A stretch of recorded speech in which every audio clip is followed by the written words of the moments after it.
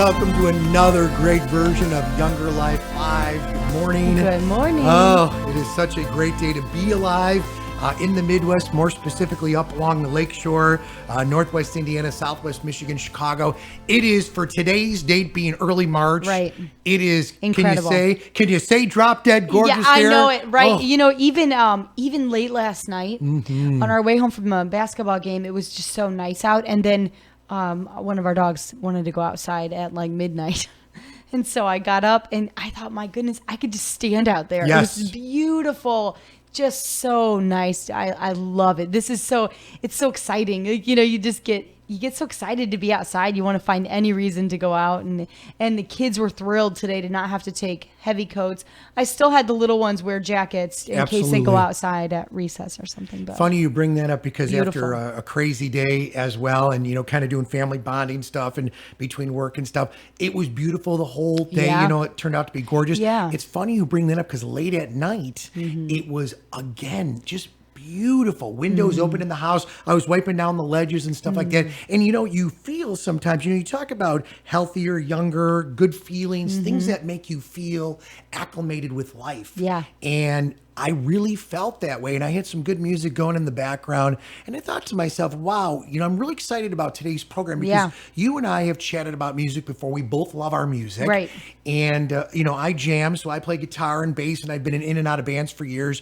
And I just love music because music for me, it calms me, it brings me into a whole different stratosphere. But I think one of the things that you and I would like to bring up today is when it comes to the music side of life, music can be incorporated into whether it's a Parkinson's situation, whether it's a depression situation. Absolutely. Let's talk about this. Well, music certainly heals. And, you said music helps you center and calm. And I think what's awesome about music is it can also do the opposite. You get in a funk or a bad mood, and it's easy to, jam out and try to perk yourself up. So, this is a big deal. Good topic. I absolutely agree. Younger Life Live, 219-861-1632. No stranger to, of course, the radio and television area, and just a total gem, Maestro Philip Bauman. Welcome to the show with Rick and Mary. How are you?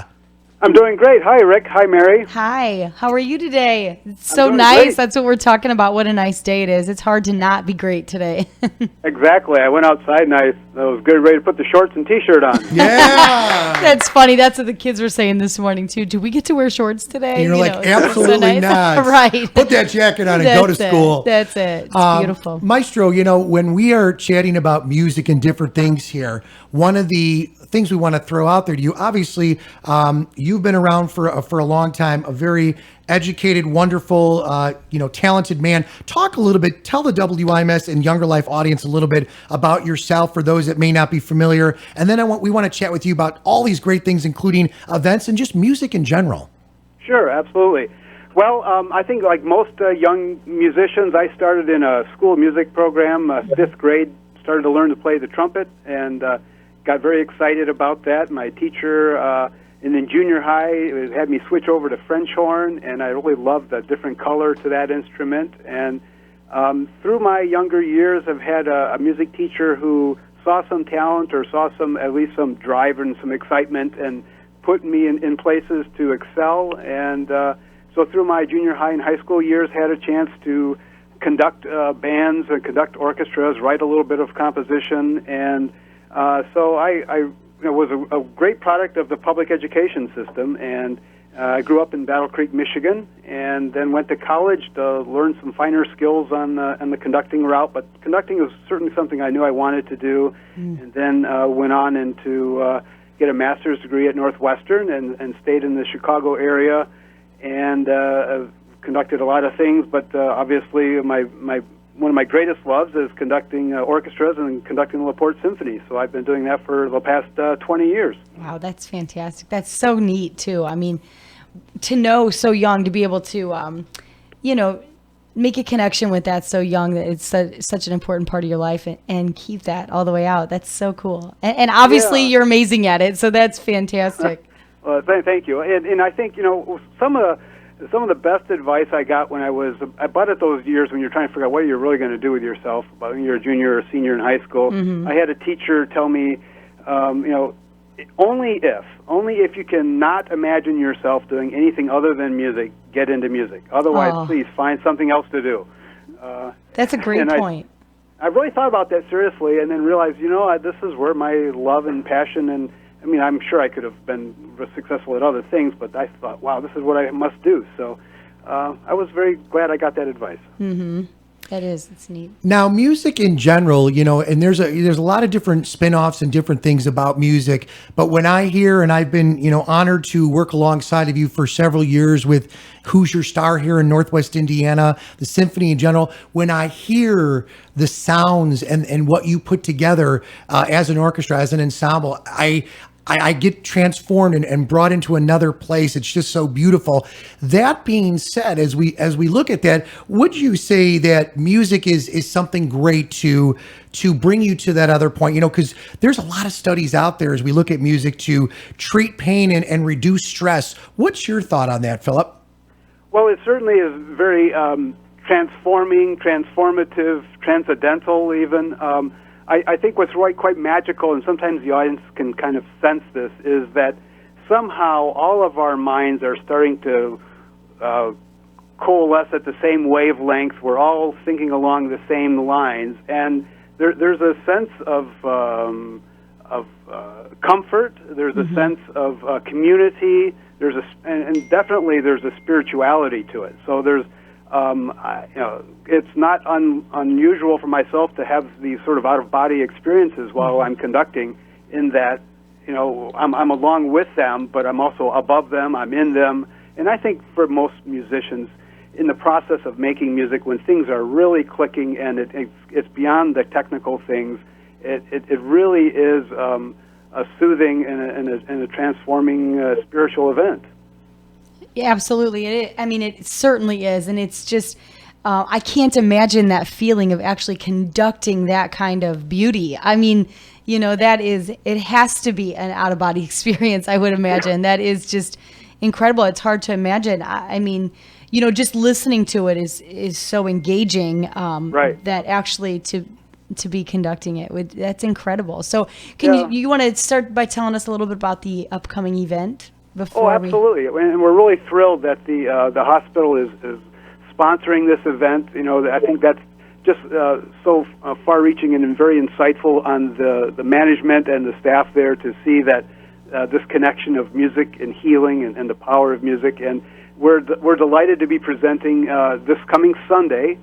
Sunday afternoon, we have a concert at Elston Performing Arts Center with members of the Michigan City Chamber Music Festival, which is our first time we've collaborated with that fantastic group, and we're really excited about that. And we have also a chance for the audience to meet our musicians on Saturday evening at 6 o'clock at the Presbyterian Church in Michigan City. Wow. And they're going to do a little recital, and it'll be about an hour. Then people can talk with them and get to know them a little bit better. But we have a great concert coming up on Sunday at 3 o'clock, Academic Festival Overture by Brahms, and the Mendelssohn Symphony No. 5, nicknamed The Reformation, is the orchestral showpieces. And then we have showpieces for two violinists, Nick Orbovich and Sophia Glashauser. They're going to be doing a couple pieces. Wesley Baldwin's going to be doing a Tchaikovsky Capriccio for us. And then the big, I think probably the highlight for most people, which is great, is Robert Aller, a pianist, fantastic pianist, is going to be playing Rhapsody in Blue. Oh, wow. Yeah, that would be awesome. That would be my husband's favorite. He loves the blues. That's really cool. That is really exciting. So absolutely, we want people to go to this. That would be great. That's right. 3 p.m. on Sunday or 6 p.m. on Saturday evening. Fantastic. Well, what interests me all the time is, we had talked about how healing music can be, I mean, actually literally healing. We had talked about that once before a little bit. So reading into a little bit of the research and the different, studies that have been done, it really is shocking to know that, like you said, the being there at the concerts, it's such you get this sense of community, and it is exciting and engaging, but it also, for so many patients, people that have ailments, it really truly actually heals. And so the science behind that is fascinating. And there's so many different studies. I don't know where to start, really. There's so many.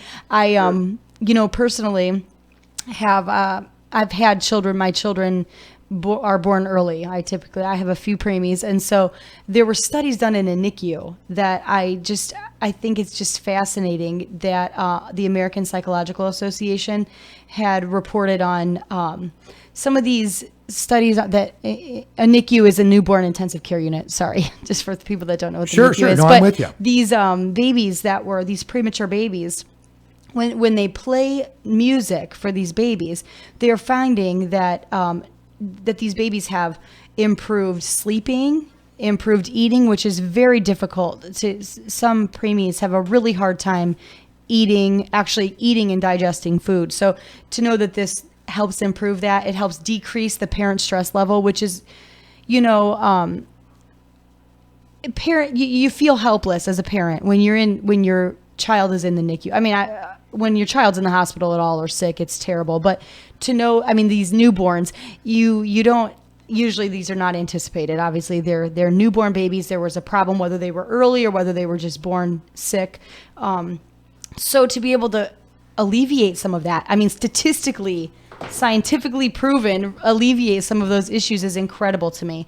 I know that they had, let me just point out a couple of the facts about some of the, they did one study that included 272 preemie babies, and these babies were 32 weeks and older. So in this NICU, which that's early, but not terribly early. But they did 3 different types of music. So a lullaby that was sung by a parent, an ocean disc sound instrument, and a box that mimicked the sounds of the womb, and it was like, and heartbeats in the womb, like a drum noises. So they also had instruments that were played by certified music therapists, which are incredible. I didn't realize such a thing existed till I was reading some of these reports. And it helped to match the baby's heartbeats and rhythm, like with the sounds they were making. And they just found, I mean, that the singing and the ocean, it would help slow the baby's heart rate, because some babies, especially preemie babies, their heart rates are just going crazy. They're having a hard time regulating everything, So these babies' heart rates were able to be more stabilized. The singing, though, was the most effective, which I found incredible. And I don't know if that was coincidental that the parents were singing, or if it happened to be just the singing itself. But they were able to help stabilize the baby's heartbeats.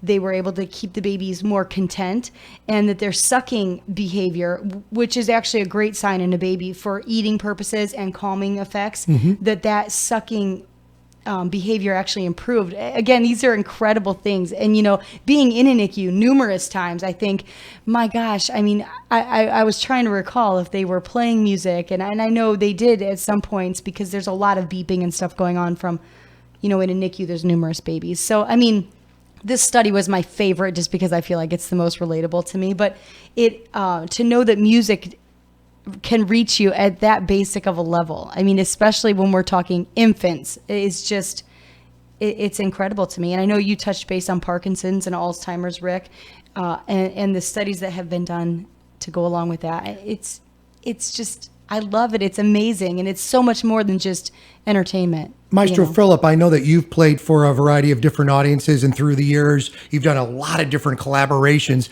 Have you seen in the years that you have done this, whether it was conducting or performing or any in that sense, that these things do actually come to the forefront? I'm just kind of curious with your professional perspective and edge on this. Just curious. Well, absolutely. I think it's what's wonderful is that there are actually scientists out there and professionals who are trying to quantify this and doing in a scientific way what all of us have sort of felt in our hearts and our being, that there's a certain sense of emotion, either whether it's a higher rate of excitement or we kind of make fun of those people who come to classical concerts and sleep during the slow movement, but there's probably a good reason for that. I mean, now they're in a place. They are in a place. Calm. It's beautiful. They get transported somewhere else. Maybe they go actually start dreaming about things. That's not a bad thing. And it's great that people recognize this. But I think there's I think most parents know about the CDs of Mozart music, Right. The Mozart effect, and those kinds of things, where it just verifies all the things you've just said, that soothing music or music that or even just sounds can have a very stimulating effect on people, and in classical music in general has more of those kinds of sonorous sounds than, let's say, rock and roll or something, but it just has a different waveform going on while it's being performed, so it will have a different effect on people. Absolutely. You know what I love you pointed out about, people may be relaxing to the point of dozing off. The study pointed out that music actually reduces the body's levels of the stress hormone cortisol. So it actually, it's been documented that it lowers that stress hormone, which then it says that is one reason why relaxation is so associated with music. So you're right. There is a reason that they doze back off. I just think it's just it's so profound, really the studies that have been done. And I love that, Philip, that you pointed out that it is important that these scientists, these are like our body's natural ways of finding able to regulate a little better. Mm-hmm. And I love that. I think that it's also important to note that it actually music can boost your immune system. It says researchers have found that listening to and playing music increases the body's production of antibodies. Okay, so these are cells that attack invading viruses. So this actually boosts your immune system's effectiveness. That's crazy, and that's incredible. It's crazy to really wrap your brain around that and think how big that really is. I mean, that must be why I don't get very sick. There you go. See, well, I love once it. a year, that's about it. I'm like, wow, okay. Now I know why. Yeah, absolutely. See, you are in a great line of work. There you go. Well, I'm going to throw this out there too, because they say that music also, and I know we've chatted about this before, but overall music does have the positive effects on pain management. Mm-hmm. Music can help reduce both the sensation and, of course, the distress of both chronic pain and post-operative pain. Listening to music can reduce chronic pain from a range of painful conditions, including all kinds of stuff like disc problems and rheumatoid arthritis by up to 21%. And this is the one that blew me away in a couple studies. Depression, it can be reduced by 25%. Right. I think on some level we all experience that a little bit as far as the boost. If you are just having, I realize some people have serious depression issues. Sure. Even for those of us that just have a glum day, music can change it all around. To know that it is backed by science is just, I love it. I think it's such a great tool that we can use. It's part of our lives on every level, and I love that. When you pointed out about post-op, I thought that was crazy too. I had read that there was a study done in 2013 that listening to music is more effective in some cases than prescription drugs in reducing one's anxiety prior to surgery. So not only post-op, we're talking prior to surgery. Everyone is nervous about that. That's scary. Yep. I don't care if you're having to hang, a ingrown toenail removed. That is terrifying, the thought of surgery on any level. And so to know that it is more effective than actually a prescription medication prior to surgery as well as post-op is just, it brings a whole new light to any of these amazing musicians that can actually put this together. I love that. I think it's. Do you great. feel, Philip, too, like when you're there, whether you're writing or whether you're conducting, does something get crazy for you? Like in terms of like if you're in a unique mood and all of a sudden you could feel yourself, I don't want to use the word angry, but you're just in a different mode. Mm-hmm. Do you feel yourself performing differently? Do you feel it coming out in the music and the way you're conducting? You know what I'm saying? Does that ever happen to you? Well, I think one of the unique things about being a musician and being able to perform music, and especially in the classical realm where the emotions in the music are shifting generally pretty quickly and more so than, let's say, a 3-minute ballad or a piece that has a similar structure for a period of time, is that you get to experience all these ranges of emotion, and you have to be able to call them up. It's very much like being an actor. So if you're in this piece maybe for this little part in the music, it's very serene and very internal, then suddenly the music changes color or changes energy, and now you have to be, lack of a better word, maybe angry, and then you or frustrated, or all these little things you have to conjure up. But you have to be able to kind of pull these out of a hat and on a dime, go from one place to another. But at the end of it all, I would have to say it's very therapeutic.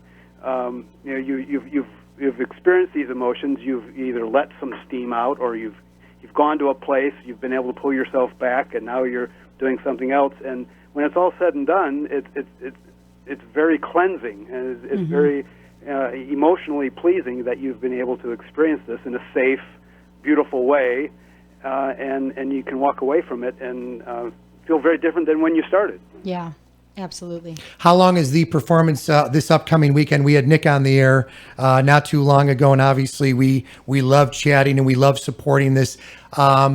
What's going to be happening this weekend? How long is the performance, and is it family friendly?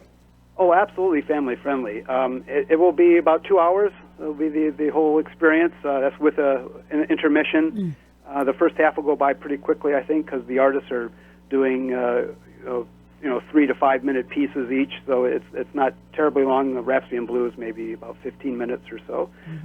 But yeah, one of the things that I also work with a youth orchestra in Northwest Indiana with the Northwest Indiana Symphony, and we're working on some Mendelssohn. There'll be some Mendelssohn in our program we're playing on Sunday. And I always try to end the rehearsal with Mendelssohn because it puts you in such a great mood. I mean, how can you be sad and depressed or frustrated with anything in life after you've played a bubbly movement of Mendelssohn? And it's just a great feeling to say, okay, have a great week, everyone. You're walking out the door with lighter steps, a healthier being, and music can do that to you. And I remember when I was in high school, I always listened to Baroque music in the morning. There was a classical music station nearby I could listen to. And I kept thinking, well, how can anybody go to high school in a bad mood if you've listened to Baroque music in the morning? That was just my sentiment, but that always made me feel really great. So I recognized that sense a long time ago. Maestro Philip Bauman, here's a question from Younger Life Live crew. All right, so on your iPod right now, and if we wanted to educate folks out there about maybe some pieces to pick, I'm not going to ask you what you got on your iPod because I know you love all types of music, but if we wanted to throw something out there to say, you know what, listen to these particular folks, or maybe Try a couple. it. Yeah, try it. To breathe it and to listen to it, just to kind of feel that emotion. You had mentioned Mendelssohn, phenomenal. What would you throw out there if you wouldn't mind? I just kind of would love your input on this one.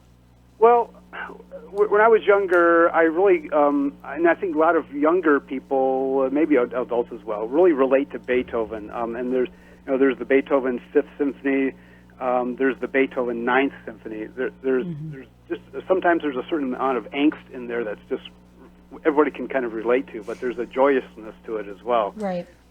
So I've always I've really loved Bach. I would say like some of the Brandenburg concertos, which involve instruments as opposed to just his organ music. And Mozart. Oh my gosh, get a Mozart symphony going. One of his later ones. They're just so full of life. Those were Bach. Like I said, Bach, Mozart, Beethoven, Mendelssohn is very light and generally very light and bubbly. And of course, then there's vocal music out there. But and that's where, when you were talking about these studies with the mothers and what they related to, it's that human voice is just an incredible instrument that we all relate to, and it doesn't surprise me at all that babies really connect to that. Yeah. But yeah, It's I fascinating. love all kinds of music, and I listen to contemporary music as well. And I think that I think I have like 3,000 to 5,000 songs on my iPod. All right. I love that. I do. That's I'm liking awesome. that. It would be weeks, I think, before we got through everything. But That's good. Something for every mood, and I love that. I think we like a little bit of all types of music too, and I think that's important. It's important. It's important for the kids. I like it. A little bit of everything is great. Maestro Philip knows we chat about this. We've chatted online about this and on the air and offline. I bond as I do with my parents, and I try to with my daughters who are now adult women. I love their music. They love my music. We all come together. We go to concerts together. We do different types of music together. But I think at a certain point, it brings you into a creative mode because music to me is a universal language. Right. And I just love it. And My gosh, for me personally, I surround myself with music on so many of my different things that are going on in life that it really puts a calm on me. Or if I, like, Philip was saying, whether it's a Mendelssohn piece or whether I'm going to be jamming to Carlos Santana or, Yeah, you know what I mean? Or absolutely. whatever I want, a nice jazz piece. I love it. Whether it's going to Ravinia or whether it's going to a show at an open air stadium when there's 80,000 of us going, woo! The energy from that's pretty incredible. Yeah, it too. is. Yeah, that's great. I think this weekend will be a fantastic program. It sounds like the concert's going to be great. So, are there tickets still available for that, Maestro Philip absolutely. Tickets are available both at the door. If they want to go ahead and get them online, you could go to lcso.net. There's a way to order tickets online.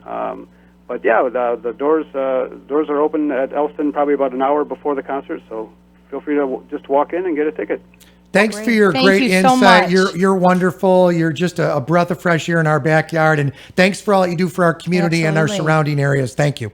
I'm quite pleased to be able to do that, and thank you for having me on. Absolutely. Maestro Philip Bauman. Woo! Have a great day. He is awesome. Yeah, he is awesome. Rick Federici and Mary Anthony. That's what I was saying. This is great. Yeah, he's pretty incredible. And then I love that he says, too, he works with the youth. It's so important. I love it. It really, these studies, of course we can't sit here and read you page for page, but it is incredible stuff. When you touched on the Alzheimer's and the Parkinson's, of course, for me, the baby stuff and the children's procedures, meaning the, 2/3 of doctors' offices and pediatric units reported that, to get an IV, getting an IV in a child is tough because they're scared, aside from obviously something is wrong and that they're sick, something's the matter. So, but they're also very scared, and you can't rationalize with a child that's afraid. But the music, it was just stating 2/3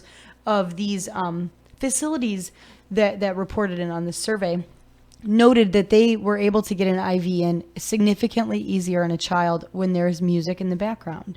It's distracting for them on a level that they relate to, and I think that it's just, that speaks volumes. So of course the kids stuff to me is incredible. The baby stuff I love and find I relate to very easily because of being a mom, But the Alzheimer's and Parkinson's is so sad and debilitating. Yes, it is. So to read these studies, what I found this part fascinating because it breaks it down to just, it's simple in some instances.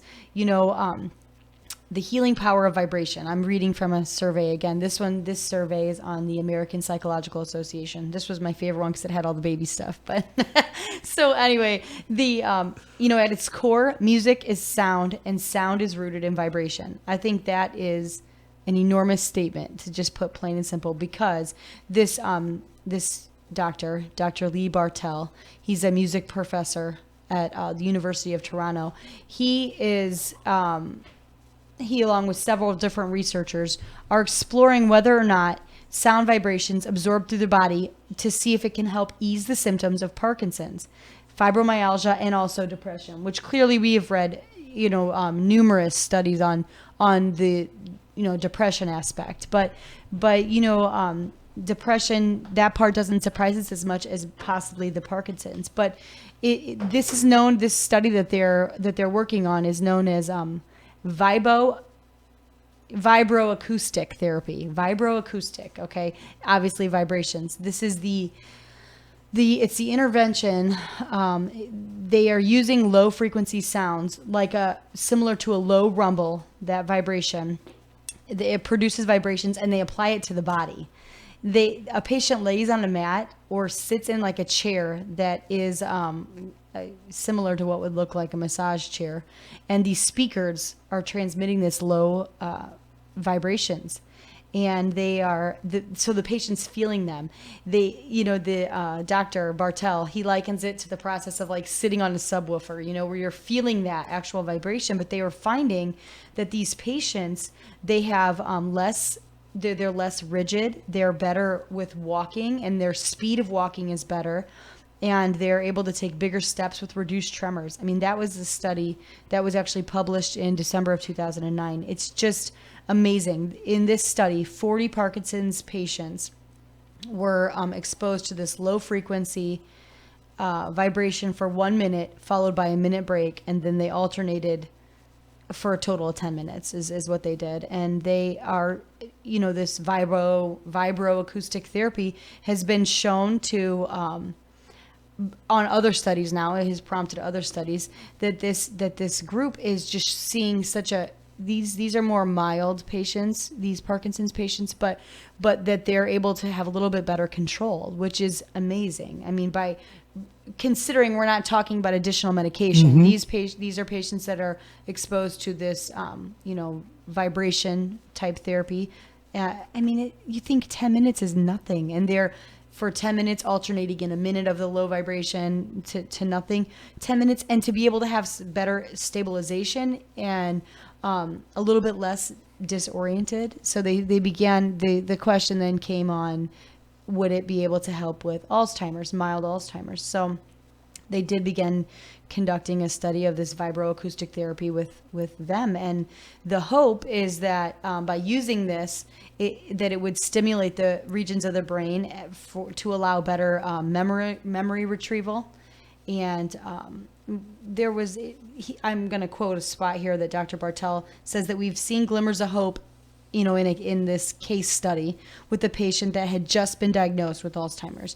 After stimulating her with 40 hertz sound for 30 minutes, now this is a little bit longer, 3 times a week for 4 weeks, she could more easily recall the names of her grandchildren, and her husband reported better improvement all the way around in her condition. Again, we're talking just sound therapy. That's amazing. I mean, it's amazing because so many people are affected by Alzheimer's and Parkinson's, and it's such a debilitating disease for their families as well to go through. Oh, it's tough. To see that improvement, I can't imagine the joy, Well, here's something I wanted to throw out there too, and I was looking at different studies, and, as we were chatting a little bit, coming into the show. There's so many of them. There are, and there's a lot of unique things. Well, in a study that was put out pretty much in Switzerland, it found, obviously we were talking about music and its impact on healing and the recovery. Listen to this. Music isn't just good for the soul. And I love this. It's also good for helping the body heal after surgery. A different spin on this one. We kind of brought this up.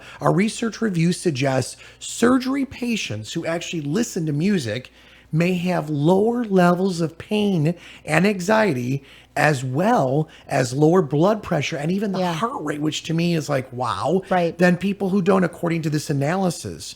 So they were saying like the benefits of music were, obviously bigger when patients get to pick their own playlist now. So that is, I'm glad to hear that. That's what I was going to ask. Right. I was going to say, I would be curious to know, obviously with the vibrotherapy, they're talking just low vibration tones. So in the NICU, they did the sound machine, the singing, so they had a comparison. So I'm glad to know you just pointed out, so you can pick your playlist and still have these benefits. That was my question. I was just curious kind of to know, are we supposed to be listening to classical? How about this? And I'm going to throw this out there just from my standpoint. When I just recently had, and it was a crazy surgery, I did not like it, but I did it. 4 impacted wisdom teeth, and there was a couple of other things going on with it. So it wasn't bothering me, but they told me you must have it done. Very interesting, though. The day of surgery, Mary, I went in there, and in the background, and I'm a rocker at heart, but I love all kinds of music. Right. The doctor who was actually, doing this particular surgery on me was playing Zeppelin, the Stones, my kind of music.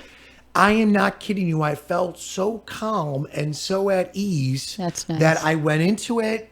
I did my thing and I came out of it. And I, like I said to anybody, sure, there were a little bit of complications in upcoming weeks, but that day, and I just felt so relaxed at that particular point. But I'm going to spin it on you because I'm going to throw this out there to you. You're getting your teeth cleaned at the dentist, or you're just at your doctor's office. Another one of the folks that I deal with, my GP, he plays nothing but his own classical music. Really? And I am not kidding you. I literally, when Maestro Philip Bauman was talking about falling asleep, I literally get to the point where my body gets so relaxed. I just calm and let everything out. It's a zen, it's crazy. Great. And now you know that is because your body is, producing less stress hormone. You know what I mean? So that's why you're able to do that. That's just amazing. One point that I did like that was in this study about how good music is for us anyways, said whether or not a person actually liked this style of music, it doesn't matter. The tempo, pace, or the pace of the music is what had the greatest effect on the patient's relaxation. So it doesn't matter if they don't like the classical music. It's the tempo. I think it slows you down, calms you down. When we're talking the slower, more peaceful melodies. Cheryl just said, "Hey, it's just great. Mary, music is how I keep my sanity. Always have a song on my mind and in my heart." That actually is a very killer perspective. It is. It definitely really is. is. Thank you, Cheryl. Thank you. Yeah, absolutely. And I think what greater way to do yourself a little justice by maintaining a song in your heart and in your head all the time. I feel like it's you take care of you like that. Clearly, I mean, music is just at the very basic of, for all of us, it is universal and it is something that is so good for us. I love that. You know, we've heard before many times, at least I have, you know, sufferers of migraines and even just regular chronic headaches. Music can actually help to heal that or to keep that at bay, which I think I've heard that over the years, you know, which is really nice. I think it's such a great talk, especially with the event coming up. You know, I had read that one of these things, music actually promotes post-stroke recovery, which is crazy to me. Listening to classical music improves visual attention in patients with unilateral neglect after stroke. That's what this says. Now, I think that's profound, you know, so it's just to know that classical music can improve your visual attention is wow. I mean, you know, that's just it is very you know, we always know we love music. Music's interesting. I love music at every level, right down to patty cake. I mean, think about that. You know, you play those little games with babies on up, but music's always a part of it. You know what I mean? It's just we sing the silliest things at home. It's incredible to know that it has this kind of effect. Think about when you were a little kid, you were talking about the little kids' music, whatever it may be. I know that I went to a Catholic school. So from 4th to 8th grade, I led all the children's masses and I played Come Go With Me to That Land. Yeah. But to this day, you know, we did all the stuff from the Our Father to the, you know, the religious type stuff. And to this day, you feel it, you feel the emotion. I wanted to throw this out there to you. The impact of music on surgical outcomes. We were chatting about this and someone just sent me something. Veteran colleagues analyzed data from like 47 studies, including 26 that looked at the effect of music before procedures, because I was just talking about that with my mouth. And a couple of different things. 25 looking at music in the operating room and 25 looking at music during recovery. That's interesting. Yes. Because I'm thinking when I came out of that stuff, I don't even remember at least my 4 wisdom teeth, but the other one I did. Overall, music was linked to about 31% less pain. Wow. 29% lower odds of using pain meds, as you brought up, you know, the whole pain med thing, and 34% less anxiety. In addition, music was tied to about 40% lower in the blood pressure, which I think, you know, we've chatted about, and 20% lower on the heart rate. Do you know, I wonder how we could incorporate that into the schools and stuff. You know what I mean? Like, you know, I know iStep week for children has been going on. So I wonder, I'm sure that studies have been done as far as that goes. I wonder if that would be how they could incorporate that in to the schools and maybe boost relax the children, because they get very nervous about taking iSteps and stuff. I think that would be a really interesting thing to consider.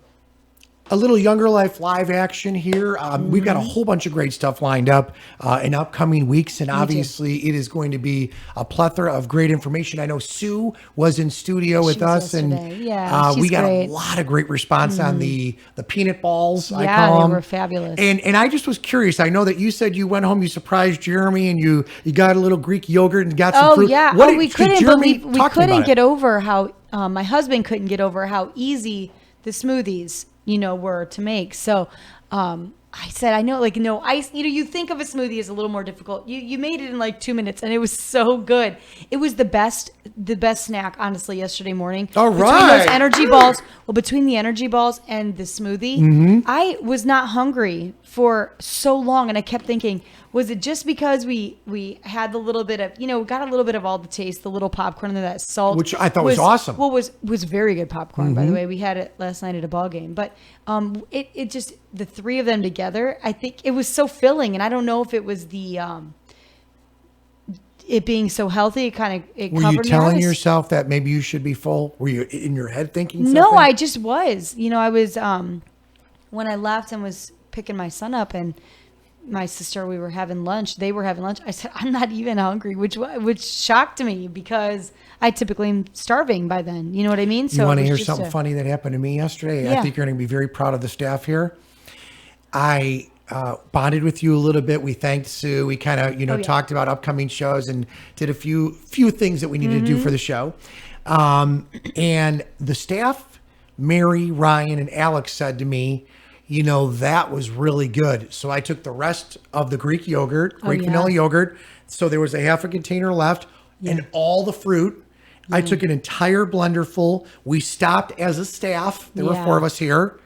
And I made an entire blender full of that. Nice. Mm-hmm. And it literally made each one of us a tall smoothie drink to the top. And it's funny you bring that up because I am not kidding you. I was full. Yeah. And I felt awesome, energized, and alive. Yeah. And everybody here said, is it really that easy? I'm like, guys, you're seeing me. I've got I know. blueberries, peaches, kiwi, strawberry, and all that fun stuff. So it was great. It was fantastic. I loved that. Oh, here's our gal pal, Jackie. Can you call us? Good. Jackie, call us. Jackie, right now. Hi, guys, listening to the show. Love what you're talking about today.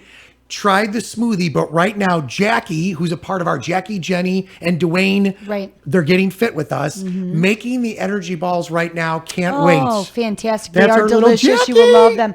You will love them, and they are very, very I love easy. those. There are a couple more music things I have to point absolutely. out. Please, because there is really you go to research it, and there are so many studies to read through that are amazing. But so we had talked about post-stroke, but it also said research has recently shown that listening to music after a stroke not only promotes behavior recovery, which is huge, but also induces fine-grained neuroanatomical changes in a recovering brain. So basically, we're talking fine-tune these things in the brain that are trying to recover from something as devastating as a stroke, and just listening to music post that has been recently proven to assist in that, which is awesome.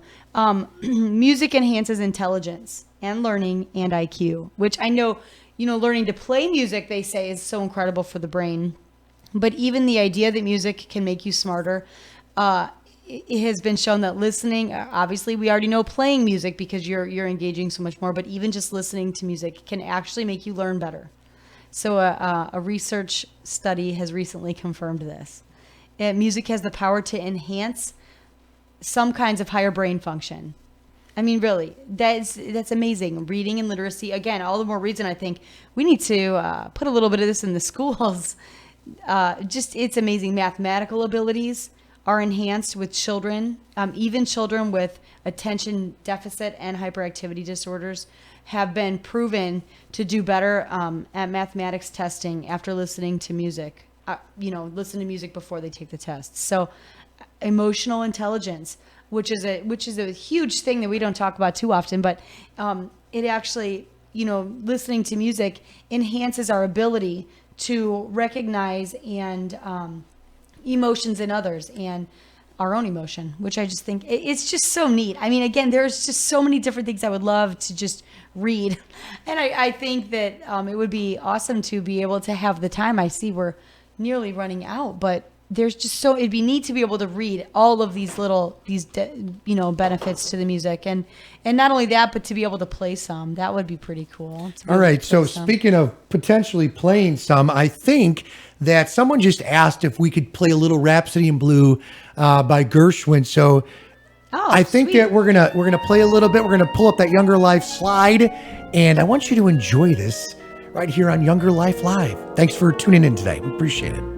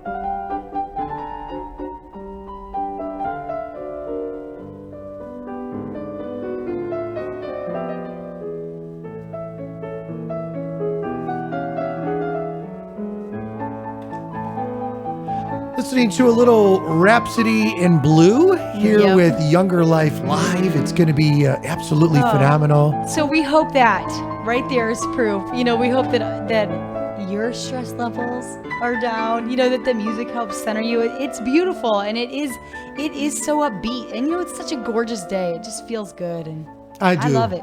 It's one of the things I dig, and one of the things we want to throw out there to you. The stats today opened up my eyes a lot. Oh yeah.